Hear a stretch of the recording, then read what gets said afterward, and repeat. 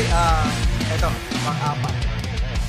Ano ang top 5 essential na madalas kong naririnig na dapat gawin ng isang networker para maging successful sa ganitong business? Okay, top 5 essentials. Top 5 essentials. Narinig nyo na yan?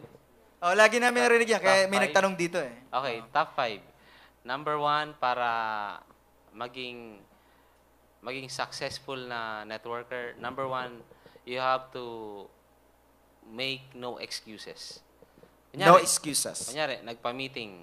Apply, hindi ka makakarating, walang pamasahe. Mhm. Bawal yon, gumawa ka ng paraan. Kasi the So, moment... totally, bawal yun. Bawal. The moment gumawa ka ng paraan, part na siya ng training. Yeah. Kasi namasdan ko sa Pinoy, imbis gumawa ng solusyon, emosyon. Yun, no? Ganun. Yung parang, imbis ang laro ka agad, okay, pak, solusyon. Minsan, dito muna, yes, nakaka-relate. Nakaka-relate nyo? So, yun. So, actually, no drama talaga. Totally Oo. cut. Cut. Kasi yung pangalawa, tama yun. Yung pangalawa sa top 5 essentials, Oo. you need to control your emotions. Ibig sabihin, hindi ka pwedeng magpa-apekto sa emotion ng ibang tao. Or sa sitwasyon mo. O, sitwasyon, kunyari, nananahimik ka sa isang tabi, bigla kang binalabog ng isang tao. Oo.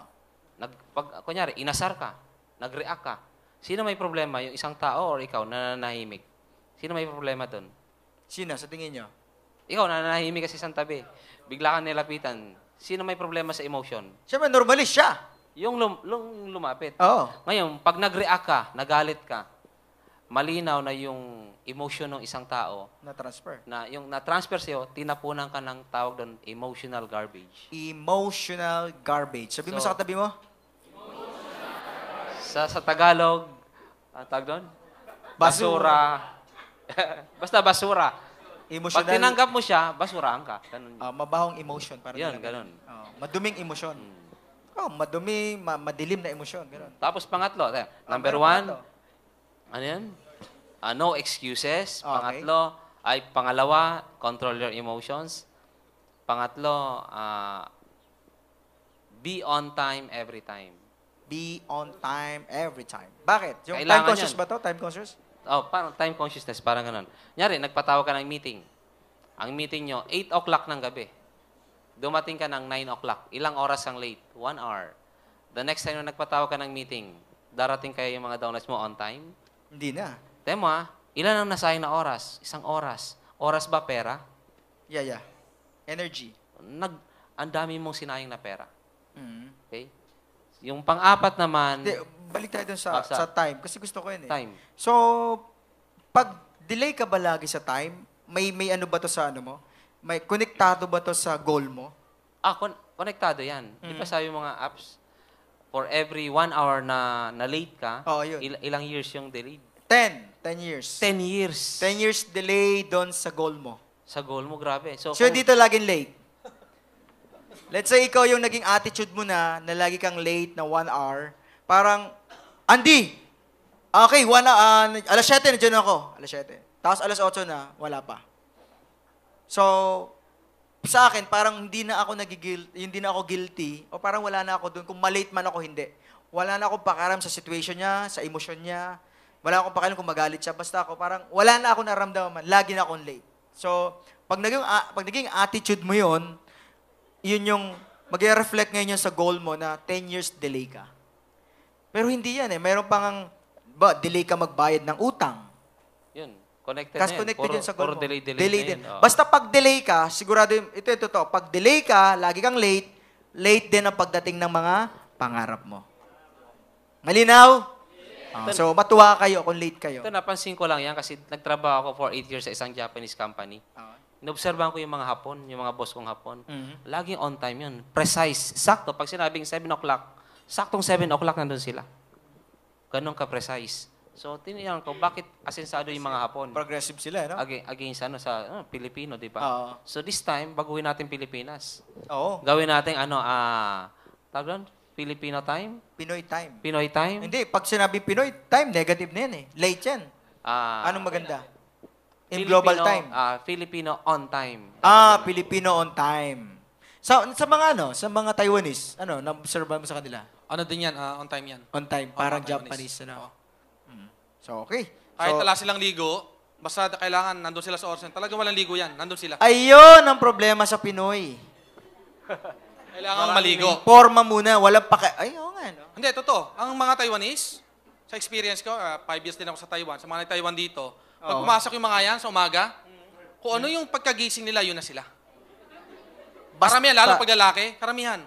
Kahit babae, ganun. Natatawa ang Pinoy, natatawa sila. Pero totoo, tayo masyado tayong conscious sa itsura natin, pero hindi tayo conscious sa attitude natin. Masyado tayong conscious sa outside, pero inside, sablay. Tama hindi? Yeah, magmukha ng mabango, magmukha ng maganda o gwapo, kahit, hindi. Basta lang, di ba, walang pakialam kung anong, di ba, kung yung attitude na nasa loob, kung sablay na pala. Kay malate, basta formado. Tama ba? Nice. Thank you. Galing, So, yun ang problema ng Pinoy. So, this time, pwede tayo maligo. Aba, kanina. Nag-talk po ako kay Charles. Ako yung una magsasalita. Galing ako sa convention nyo. Hindi po ako naligo. Alam ng driver ko, alam ni Tino yan. Wala talaga ligo. Hilamos lang. O bakit? Di naman naamoy yung ano ko. Tayo lang. Meron ka pa siya. Meron pa. Tapusin natin to. Yeah. Ano yung pangatlo? Be on time. Be on time, every time. Pang-apat, improve your communications. Ibig Oh, sabihin, pag may nag-text sa yung downline, reply ASAP. Bakit? Bakit? Kunyari, tinext ka ng downline o upline. Meron akong 7 heads dito. Saan ba nakakabili ng package? Nag-reply ka kinabukasan. Umalis na yung downline mo. Anong nasayang? Pay 7 in. heads. Oh. Pay in na, naging bato pa. Pay Sayang. na, tapos 5 ang tama. Yun. Sayang. Grabe. Ano? Pak. Hindi, ang worst scenario doon, Mm. kasi may nangyari sa grupo ko noon eh. Oo. Hindi na nga naka-reply, hindi na nga nakabili ng package, may mas mabilis. Head office eh. Pag sa head office nangyari yan, yari ka. Oo.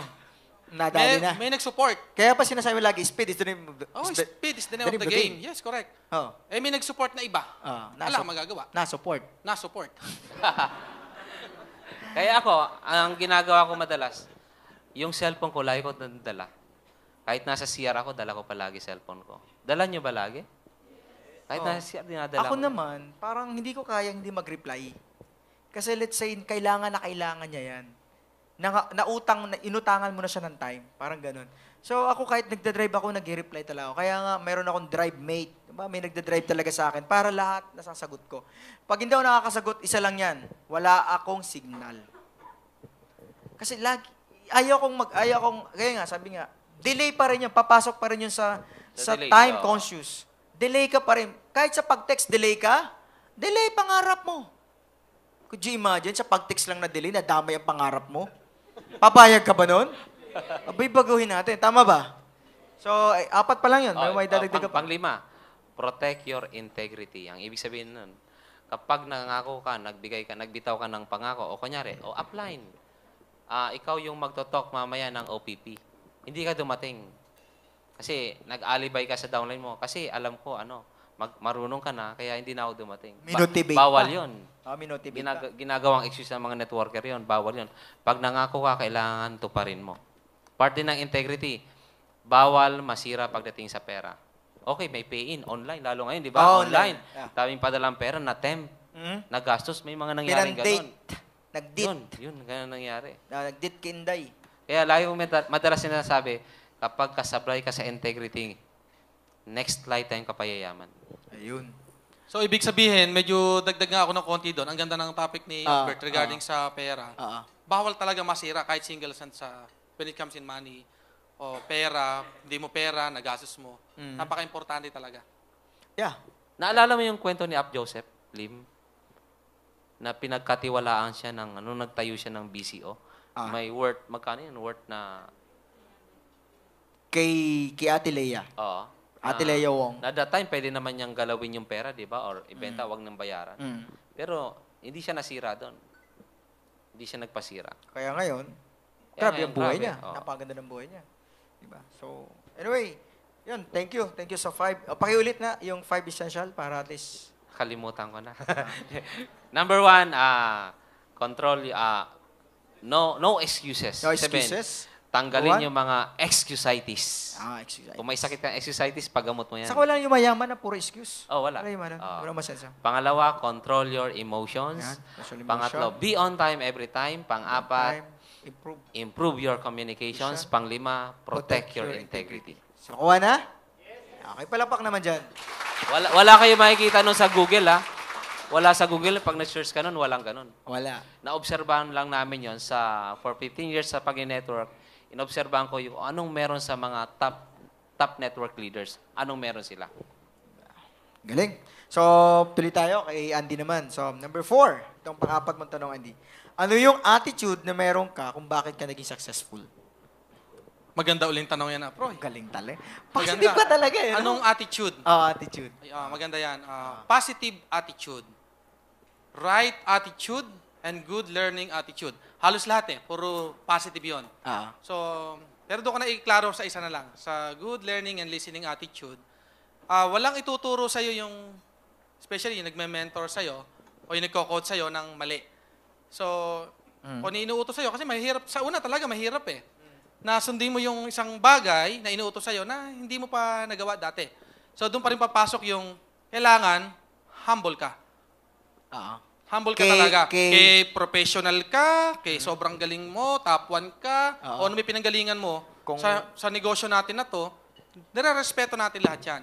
Pero kailangan meron kang good learning and listening attitude kung gusto mong makuha yung goal mo dito. So bottom line, dapat meron kang right attitude dito. Kahit, di ba, example, yung alam mo, mas matalino ka dyan sa upline mo, or mas mataas ang pinag-aralan mo, or tricycle driver yan. Pero kung mas maganda resulta niya, dapat makinuto kang makinig sa kanya. Yun yung sinasabi ko walang shortcut Yun lang maganda rito. Napaka-fair ng company natin. Walang shortcut. Kasi kaya nag-aral ka kay hindi, dito ka magkisimula. Tama. Sa zero ka. Zero. Dapat, Kasi empty yan. iba to eh. Iba to Okay. Walang shortcut. Pwede kasing maging successful ka, let's say, bundok. Oo. Magbigay ako halimbawa. Pwede ka naman pumunta sa bundok, nang mag-chopper ka, mabilis. Ayun na. Shortcut tawag doon. Tama. Pero ang tanong, pag ba nakarating ka sa bundok, nag-chopper ka, pwede mo manghihiyaw na successful ka? Pwede ba yon? Hindi. Kasi para sa akin, ang successful o ang success, kailangan may dinaanan kang hirap. May napulot kang kaalaman. Yes, may sistema nga Walang shortcut. Walang shortcut. Walang shortcut. Kung Kasi nandito yung shortcut, ka, I think pag shortcut, wala kang nakuhang knowledge. totally Wala. Yun nga yung mga, ayun karamihan sa mga, kanina, meron akong nakakakwento. Parang siya, ayun niya kasi mahirapan Ang ginawa niya, sumali siya sa isang company na pera-pera lang na, nag-invest siya, ayun, nawala agad yung kumpanya Kasi pag ganun Parang ang mindset chopper, mo, nabagsak. chopper agad siya nag-shortcut siya. Hindi nabagsak. Ang malupit doon, hindi nga siya nakarating, bumagsak na. Bumagsak yung chopper. Tama. So, Aray. mas mahirap lalo yon. So, kaya para sa akin, since nandito ka sa ganitong negosyo, kailangan mo talaga mag-humble down. Kahit sino ka pa. Kahit ikaw yung napakagaling. Again, lagi ko sinasabi sa mga new business partners ko na nire-respeto ko kung ano yung mga narating mo, kung ano ka ngayon, nire-respeto po namin yan. Pero sa ganito po negosyo, gaya ko din dati, hirap na hirap ako nung una na gawin yung negosyo. Para kayo engineer di ba? Mahirap sa part At saka yung nag-invite sa akin, stranger Alam mo yun? Mas mahirap. Na yung pagka tinignan mo siya, mukha namang hindi mayaman, mukha namang parang iisahan ka lang. Alam mo ba yun? Naranasan niyo ba yun? And baka... Parang yung mukhang yun. Parang isang ka lang. And so malamang, kung ikaw yung nag-invite sa'yo dito, kakilala mo, para sa akin, swerte mo pa. Kasi kakilala mo. At kung ikaw nasa kalagayan ko noong 2006, baka lalo ka nang hindi magtiwala. Kasi totally stranger So yun, dapat humble ka and meron kang positive attitude or good learning and listening attitude. Sa nagsisimula. Yes, sa mga nagsisimula. Lalo na yung mga successful na tao dun sa ginagalawan mong industry, doon ka talaga makikinig. Correct. So, ayos. Palapak naman dyan. Okay. Ito, may RTD. Apply. Nagpapamiting ka ba sa group mo? Gaano kadalas? Kanina. Nasagot na to no? So, Twice a week. Ano na tayo? Jump na tayo din sa isa. Kailangan ba ng mentor para gawin ang networking business? Oo naman, kailangan ng mentor. Kasi siya yung magiging tawag nun, di ba sa sports, kunyari sa apps, di ba? Nasa triathlon. Triathlon. Kailangan mo ng Ang tawag, coach. Coach. Ganon din sa network marketing, kailangan mo ng mentor. So, sa una, kailangan mo ng coach. Possible bang maging successful ka without coach? Walang nag-guide sa'yo? Walang nagme-mentor sa'yo? Possible ba to? Mukhang malabo. Malabo. Mukhang malabo. Malabo pa sa sabaw ng pusit. Oo, malabo. Kasi sa case ko, although walang direktang, nung nag-i-start ako sa network marketing, walang direktang nag-guide sa akin. Pero yung mga books na nababasa ko, yun ang kinonsider ko as mentor. Yan ang nag-serve. Nag-serve as mentor. Mentor. Oo. Kaya medyo nabago yung pananaw ko doon. So yun, kinonsider ko silang mentor. Tapos ngayon, si App BRC, mentor ko to. Grabe. Sabihin yung nabago.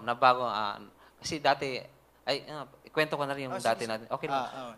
Nung dati kami, 8 years ago ba yan? 8 years ago. Or 10 years ago. Yeah, 10 years 10 ago. years ago, siya yung pinakapasaway kong downline. Nung bumalik ako galing sa abroad, nung nag-meet kami, ang laki ng pinagbago. Nung nakita ko siya, sabi ko, grabe, join ka agad ako. Tapos, that time, nung galing ako abroad, bumalik ako sa Pinas, down yung finances ko, pati personal na buhay ko, siya rin yung nag-uplift. Grabe. Pero palakpakan natin, apply natin. Oo. Anong topic na tayo? Dami ko natutunan sa'yo nun eh. About yun sa, una ko, yung integrity. Kaya parang exchange. Dami ko natutunan sa'yo nun eh. So, sa'yo Andy, ano yung masasabi mong, yung parang gusto kong tanong din sa'yo yan eh, yung, kailangan ba ng mentor sa business? Para sa akin, hindi lang basta kailangan. Kailangan talaga. Kasi especially kapag dumarating kasi sa point na talagang lalaki yung network mo eh. Lalaki, mainam yung maliit pa lang, may nagme-mentor na sa'yo, kaysa yung malaki na at saka doon ka ng mentor mo. So para sa akin, sa mga nagkisimula, kung may nagme-mentor, may nagko-coach sa'yo, okay yan. Pasalamatan mo yan. Mas mahirap kung totally wala. Kasi kung sasabay ka ngayon, sasabayan mo kami sa pagpapalaki ng network, pag wala ka mentor, mahirapan ka talaga. Yes. Kasi at least kami, nagkakausap kami madalas. Tama? May uplines kami, like BRC, na talagang pag kami may mga bago na kailangan namin gawin, siya yung nag-a-advise sa amin. So, para sa akin, kapag yung upline mo, siya yung personal na nagme-mentor sa'yo, pasalamatan mo. So, kailangan talaga. Hindi lang basta kailangan. Kailangan. Kumbaga, pag nag-start ka kasi, para ka nasa isang kwartong madilim. And you need parang guide, o parang magbibigay ng lights, nating ilaw sa journey mo sa success. So, sabi nga namin, no mentor, no success. Tama ba yun? Yes. Okay, thank you. Palakpak naman dyan. Okay lang ba yun, no? Bawat katapos, papalakpak tayo? Para masaya naman. Tama ba? Hindi, medyo ninanamnam talaga nila eh. Kaya hindi makapalakpak. Ganun talaga, oh. Nakakatulog na nga, kananamnam. Grabe. Nakakatulog na. Sabi ng iba, nam ko. Nam yung laway. Teka lang, Apps. Okay. Pag doon sa mentor, di ba? Dapat tanongin din natin si upline. Oo. Sino nagsiserve as mentor mo ngayon? Mayroon akong mentor. Mayroon akong financial mentor. May mentor sa financial ko. So that's why yung pera, yung flow maganda. Yung spiritual ko mayroon. Sa business mayroon. Sa swimming ko mayroon. Sa bike, sa pagbabike ko mayroon. Sa pagraran ko mayroon. Sa pagpili ko ng kung anong damit mayroon. Sa papatayo kong bahay mayroon. Lahat na galaw ko may mentor. Kasi naghahanap ako ng mas magaling sa akin. Pag hindi ko alam ang isang bagay, hanap akong expert dyan para magpaturo at magpag-guide para hindi ako sumablay. Alright. So, marami akong mentor. Alright. Kaya, Ibig sabihin, ganda ng buhay ni Up BRC, ano? Kaya yun yung pangarap ko, maging ganun eh. Kasi di ba, from spiritual, mental, physical, balance lahat. balance. Mental, kailangan. Emotion, kailangan. Physical, kailangan. So, kailangan mo yung apat na yon. Siyempre, hindi mo perfect yun. Pero dapat tatargetin mo yung pag-aralan yung apat na yun. Tama ba? So, yung financial, follow pag maganda na yung takbo ng apat. Tama ba? Okay. Alam pa naman si Sir. Bakit sila mo? Okay.